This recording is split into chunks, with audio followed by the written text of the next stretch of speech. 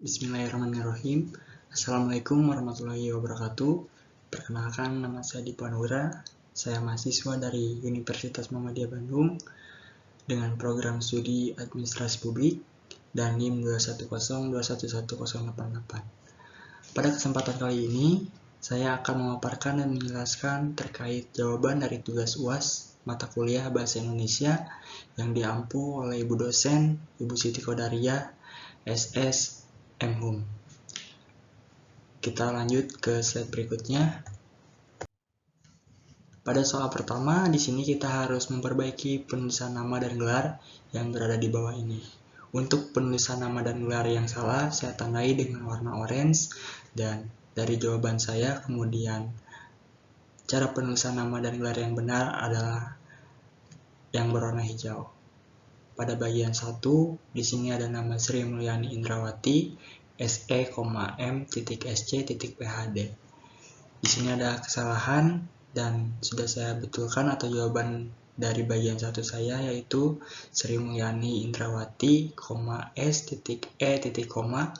Di sini koma sebagai tanda penghubung ketika ada lanjutan dari gelar dari nama tersebut. Kemudian PH.D dan titik. Untuk titik sendiri sebagai tanda penutup dari penulisan nama dan gelar. Kemudian kita lanjut ke bagian B. Di sini ada nama dengan Profesor Dr. Mariadi, M.Kes, kemudian untuk jawaban dari bagian B yaitu Profesor Dr. Mariadi, M.Kes. Kemudian untuk bagian C, di sini ada Profesor Doktoranda Sri Suwitri,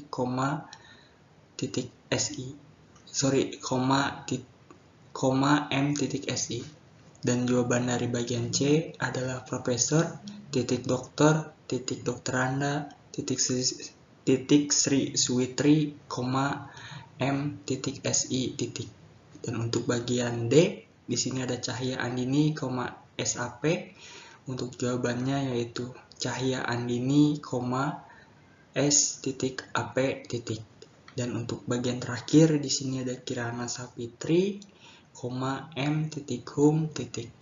Dan untuk jawabannya adalah Kirana Sapitri, M.Hum. Kemudian kita lanjut kepada slide berikutnya, yaitu di sini ada penjelasan terkait dari karya ilmiah dan skripsi.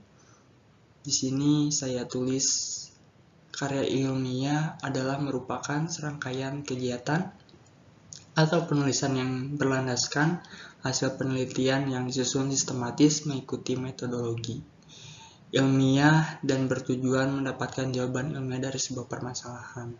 Kemudian di skripsi yaitu karangan karya tulis berbasis penelitian ilmiah yang wajib ditulis untuk memenuhi persyaratan kelulusan dalam jenjang pendidikan S1 dan sebagai bukti atas kemampuan atau keahlian untuk melaksanakan tugas tertentu atau sesuai bidang yang ditempuh. Kemudian kita lanjut kepada soal berikutnya. Di sini ada soal dengan apa manfaat penulisan dari karya ilmiah. Untuk manfaat dari penulisan karya ilmiah sendiri, pada bagian pertama saya menyebutkan dengan sebagai rujukan untuk bahan materi penelitian selanjutnya, yang dimana dalam manfaat menulis karya ilmiah bisa menjadikan karya ilmiah yang telah kita buat sebelumnya menjadi salah satu rujukan atau referensi oleh penelitian selanjutnya, baik taraf nasional maupun internasional. Kemudian selain itu, manfaat dari penulisan karya ilmiah sendiri dapat membiasakan diri dengan kegiatan kepustakaan, yang dapat membiasakan diri kita untuk membaca bahan referensi yang telah kita baca, sehingga kita tidak kesulitan ketika ingin mencari bahan atau pokok masalah yang tidak jauh beda dengan materi sebelumnya. Kemudian selanjutnya adalah untuk memperluas dunia ilmu pengetahuan. Dari membiasakan kita membaca, selain kita dapat referensi dalam membaca materi dan bahan pokok karya ilmiah, kita juga dapat membantu mengembangkan ilmu pengetahuan yang telah kita dapat dari bacaan karya ilmiah sendiri. Kemudian yang terakhir di sini untuk melatih dan mengembangkan kemampuan membaca yang efektif. Yang dimana ketika sering kita membaca, otomatis otak kita akan mudah untuk menelaah, untuk memahami isi dari bacaan sendiri, dan sehingga kemampuan membaca kita akan selalu meningkat. Kemudian kita lanjut pada slide berikutnya. Di sini ada beberapa soal dan telah saya tumpahkan di PowerPoint ini, dibagi menjadi beberapa kotak untuk satu soal dan satu jawabannya. Pada kotak pertama bagian kiri, di sini ada jarak kertas atau margin sisi kanan, kiri, atas, dan bawah pada penulisan skripsi. Untuk jawaban saya pada soal tersebut, skripsi biasanya berbeda-beda untuk setiap tata cara penulisannya, namun kita pakai secara umum saja agar kita memakai metode cara penulisan yang sering dipakai orang gitu. Di sini saya menjelaskan untuk sisi kanan pada margin skripsi adalah 3 cm dan sisi kirinya adalah 4 cm dari pinggir kertas, kemudian sisi atasnya 3 cm dari pinggir kertas, dan sisi bawahnya 3 cm dari sisi kertas. Untuk gambarannya atau contoh pengaturan dari marginnya sudah saya lampirkan beserta fotonya di PowerPoint ini. Kemudian kita lanjut kepada cara teknik penulisan nomor halaman pada skripsi. Dalam penomorannya diawali dengan halaman judul, kemudian dilanjut dengan halaman lampiran. Penomoran menggunakan angka Romawi kecil. Pada halaman judul dari persetujuan pembimbing menggunakan halaman I dan 2. Pada halaman judul dan persetujuan pembimbing menggunakan halaman dengan angka Romawi besar. Dan untuk contoh cara teknik penulisan nomor halaman sudah saya lampirkan juga dengan foto di PowerPoint ini. Kemudian kita lanjut dengan jenis huruf font, ukuran huruf, dan jarak pengetikan spasi dalam isi skripsi. Saya jawab untuk jenis huruf menggunakan font Times New Roman dan ukuran fontnya adalah 12 dengan jarak spasi 1,5.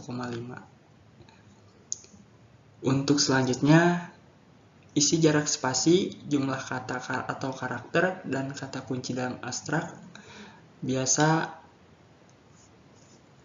Untuk soal selanjutnya, apa isi dari abstrak, jarak spasi, jumlah kata atau karakter, dan dari kata kunci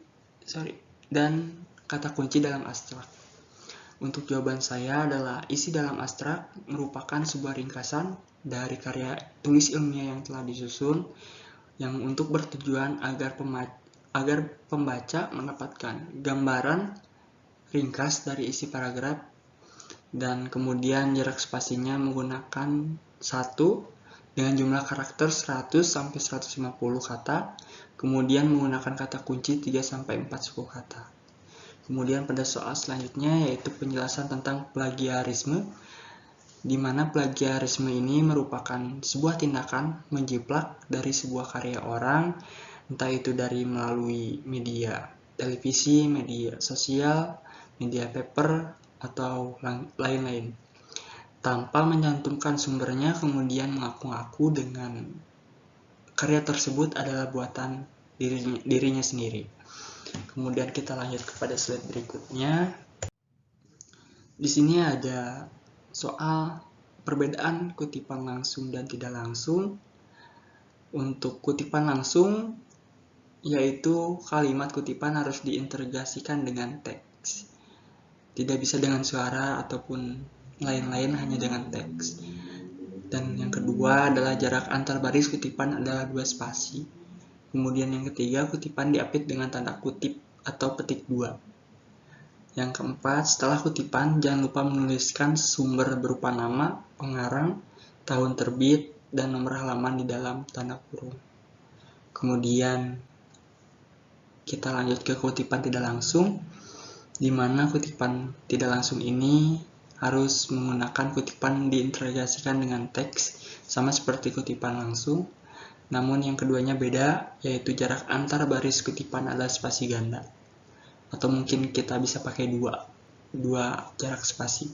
Kemudian yang ketiga, kutipan tidak diapit dengan tanda kutip atau petik dua. Jadi untuk kutipan tidak langsung hanya menggunakan teks saja tanpa menggunakan tanda kutip dua. Kemudian yang keempat, yaitu setelah kutipan jangan lupa untuk menuliskan sumber kutipan tersebut. Sama seperti kutipan tidak langsung, hanya untuk kutipan tidak langsung, sama seperti kutipan langsung, hanya untuk yang bagian keempat di perbedaan kutipan tidak langsung dan langsung ini, kutipan tidak langsung harus menuliskan sumbernya saja, tetapi kutipan langsung harus lengkap, yaitu harus menyantumkan nama pengarang, tahun terbit, dan nomor halaman di dalam kurung. Kemudian kita lanjut ke slide selanjutnya. Di sini ada soal contoh kutipan langsung dan tidak langsung. Saya sudah menuliskan beberapa contoh. Yang pertama yaitu kutipan langsung, yaitu LS, saya tandai dengan warna biru.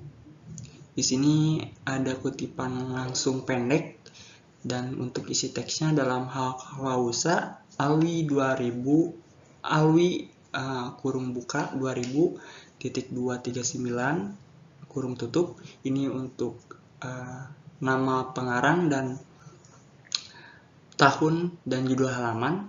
Kemudian untuk kutipannya menyatakan bahwa istilah klausa dipakai untuk merujuk pada dereta kata yang paling tidak memiliki subjek dan predikat, tetapi belum memiliki intonasi atau tanda baca tertentu. Nah, untuk kutipan langsung pendek, yaitu berupa hanya berupa kurang dari 4 deret baris dan harus menggunakan 1,5 spasi. Kemudian selanjutnya ada kutipan langsung panjang. Untuk isi teksnya saya bacakan, yaitu orang-orang dari profesi yang sama jarang bertemu, bahkan untuk keperluan bersenang-senang dan selingan. Tetapi ketika mereka bertemu, pembicaraan akan berakhir dalam bentuk persekongkolan melawan kepentingan umum atau dalam bentuk upaya-upaya menaikkan harga. Kurung buka Roger Skorsky, 1983.223 kurung tutup. Untuk teks di kutipan langsung panjang, mohon maaf ada salah pengetikan atau typo, mohon maklum atau mohon dimaafkan. Kemudian untuk selanjutnya ada kutipan tidak langsung yang saya tandai dengan warna hijau. Untuk isi teksnya, untuk kutipan langsung panjang saya menggunakan 1 baris spasi. Jadi berbeda dengan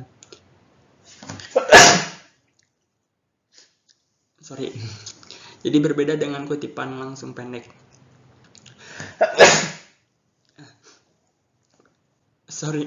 Jadi berbeda dengan kutipan langsung pendek, yang dimana kalau kutipan langsung pendek ini hanya menggunakan 1,5 jarak spasi.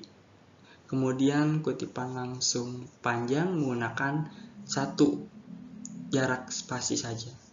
Selanjutnya kutipan tidak langsung, yaitu isi teksnya, Agung pun mengatakan bahwa Korps Bayangkara akan bertindak akuntabel dan transparan, kemudian memastikan bahwa membuka semua data yang diperlukan jika kedua institusi memerlukannya. Rahel Narda Catherine, Jakarta 2022. Berbeda dengan kutipan langsung, kutipan tidak langsung seharusnya menggunakan tanda kutip. Dan saya juga mohon maaf, kayaknya ada kesalahan di kutipan langsung panjang, yaitu saya lupa untuk mencantumkan tanda kutip 2 ya di isi teks tersebut. Jadi mohon maaf untuk ibu dosen pengampu saya untuk salah pengetikan dalam mencontohkan kutipan langsung panjang. Mungkin itu untuk contoh kutipan langsung dan tidak langsung. Kita lanjut kepada slide berikutnya. Nah, di sini ada soal untuk cara menulis daftar pustaka. Di bagian kiri, kotak kiri ini adalah untuk deskripsi nama judul buku, nama penerbit, tempat terbit, dan tahun terbit. Dan untuk bagian kanannya adalah cara penulisan daftar pustaka di dalam sebuah buku. Yaitu di sini yang pertama ada penulis, yaitu Profesor Dr. Sugiono, kemudian judul bukunya penelitian kuantitatif, dan nama penerbitnya Alpha Beta, tempat terbitnya Jakarta, tahun terbitnya 2013. Untuk ditulis secara daftar pustaka yaitu menjadi Sugiono, kurung buka 2013, kurung tutup, titik, penelitian kuantitatif, titik, Jakarta, titik 2, Alpha Beta. Oh ya, mohon maaf, saya juga ada typo di sini untuk nama penerbitnya seharusnya Alpha Beta. Saya salah menulis menjadi Alpha Beta. Nah, dan untuk cara menulis daftar pustaka, jadi si nama penulisnya ini hanya digunakan nama belakangnya saja. Dan kebetulan untuk bagian pertama ini nama penulisnya hanya satu suku kata saja, jadi hanya ditulis untuk nama penulisnya Sugiono saja.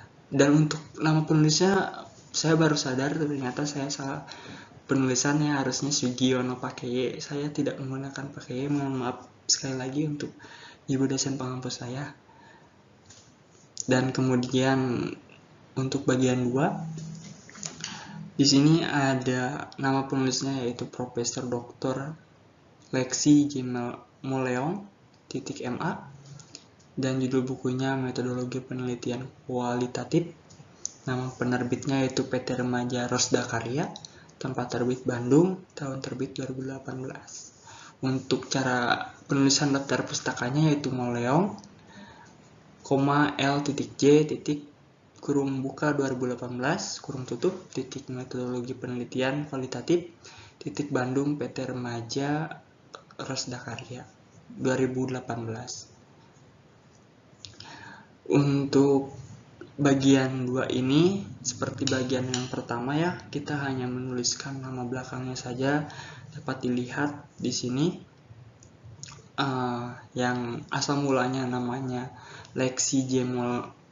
Moleong, M.A disingkat menjadi Moleong, kembali ke nama depannya L.J.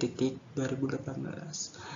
Dan sepertinya ada kekeliruan dalam jawaban saya. Mohon maaf sekali lagi untuk ibu dosen pengampu. Seharusnya judul bukunya kita kasih huruf miring supaya untuk menandakan bahwa apa sih yang diterbitkan oleh penulisnya, begitu. Sekali lagi mohon maaf untuk ibu dosen pengampu bahwa saya tidak memiringkan judul dari buku tersebut. Seharusnya miring seperti pada bagian 1 yaitu penelitian kuantitatifnya harusnya miring, dan bagian 2 seharusnya metodologi penelitian kualitatifnya hurufnya miring. Kemudian kita lanjut ke slide berikutnya. Di sini sama ya seperti bagian pertama, yaitu namanya harus dibalik. Dan di sini mungkin ada perbedaan, di mana di sini untuk penulisan jurnal ya, cara penulisan daftar pustaka di jurnal yaitu ada dengan nama penulis, ada dengan Pak Agus Triharyadi dan Retnawati, dengan jurnal terbitan yaitu Kualitas Pelayanan Urusan Pensiun di Badan Kepegawaian Negara. Nah, untuk ini kan ada 2 daftar penulis, jadi ditulisnya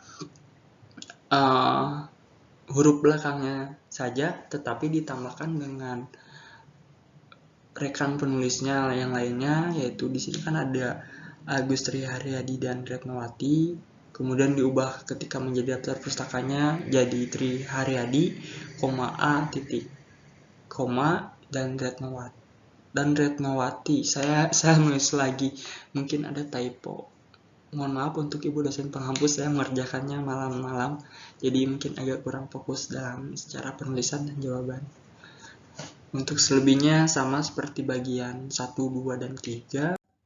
Dan ini juga sama seperti yang sebelumnya, untuk ketika si penulisnya ada lebih dari 1 dan 2, mungkin 3, tetap dicantumkan dan harus dicantumkan, tetapi hanya nama belakangnya saja seperti pada bagian 1 yang sudah saya jelaskan. Kemudian beres, mungkin segitu untuk jawaban dan presentasi atau mungkin pemaparan dari jawaban tugas UAS Bahasa Indonesia saya. Kurang lebihnya mohon dimaafkan, mohon maaf bila ada typo atau mungkin kesalahan dari jawaban atau mungkin kekurangan dari cara pemaparan saya yang kurang jelas atau mungkin sulit dimengerti. Saya mohon maaf. Mungkin saya tutup dengan wassalamualaikum warahmatullahi wabarakatuh.